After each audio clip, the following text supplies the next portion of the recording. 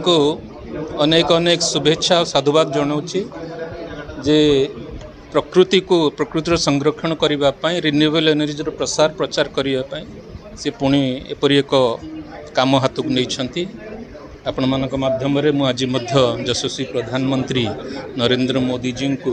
75तम जन्मतिथि अवसर में अनेक अनेक शुभेच्छा जनाऊँगी अभिनंदन जनाऊँगी एवं प्रभु जगन्नाथ को पाखरे प्रार्थना करुच्ची दीर्घायु करंतु निरामय जीवन कामना करुच्ची। रिन्यूएबल एनर्जी हूँ आमर बर्तमान फ्यूचर आपण मैंने समय प्राय समय देखुए एडवर्टाइजमेंट हो कि मोदी जी भाषण माध्यम हो रिन्यूएबल एनर्जी को बहुत गुरुत्व दौरान आमर जी फसिल फ्यूएल्स आवश्यकता अच्छी तार 80 ରୁ 85% बोधे आम आमदानी करूँ तेणु तार गोटे बड़ इम्पैक्ट भी आम इकोनॉमी उपरे अच्छी एवं रिन्यूएबल एनर्जी को जब आम भल भाव यूज करें सेटा आमको इकोनॉमी रे साहाय्य करने सहित प्रकृतिर मध्य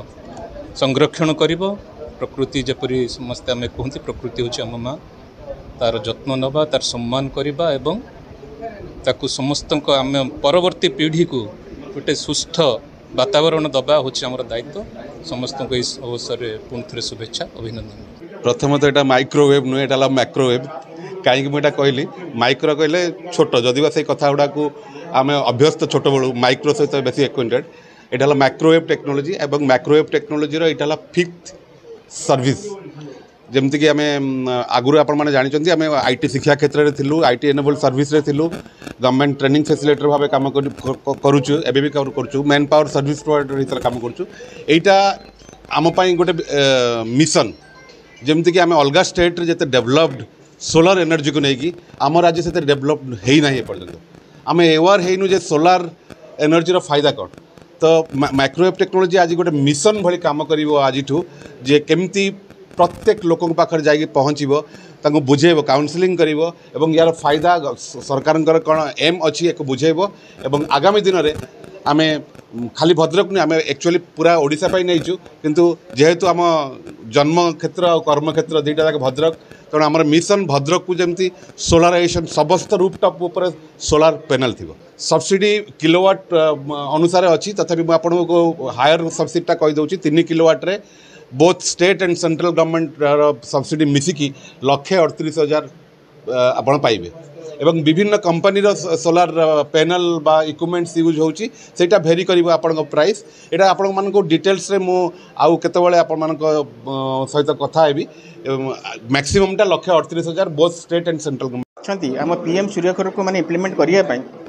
ताते लोकल वेंडर बहुत कम अछन ताते माइक्रो गोटे लीडिंग वेंडर अछन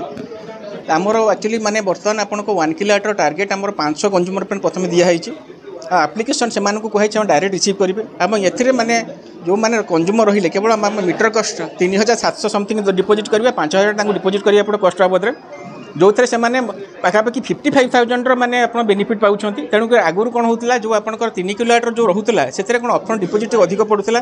और यही जो मैंने बर्तमान कंज्यूमर अच्छा जो मैंने 1 किलोवाट लेखाएं आप कंट्राक्ट डिमांड रोचे से यार बहुत बेनिफिट उठे पारे और से 1 किलोवाट आप पाखापाखि 100 यूनिट जेनरेशन हो पार और से जदि मैंने यूज करेंगे जो आपंकर छाई पड़ू न 100% मैंने आपंकर जेनरेशन हो पार और सेटा आप थ्रू आउट वर्षक भितर से यूनिटा से कंजप्शन करेंगे जोटा आम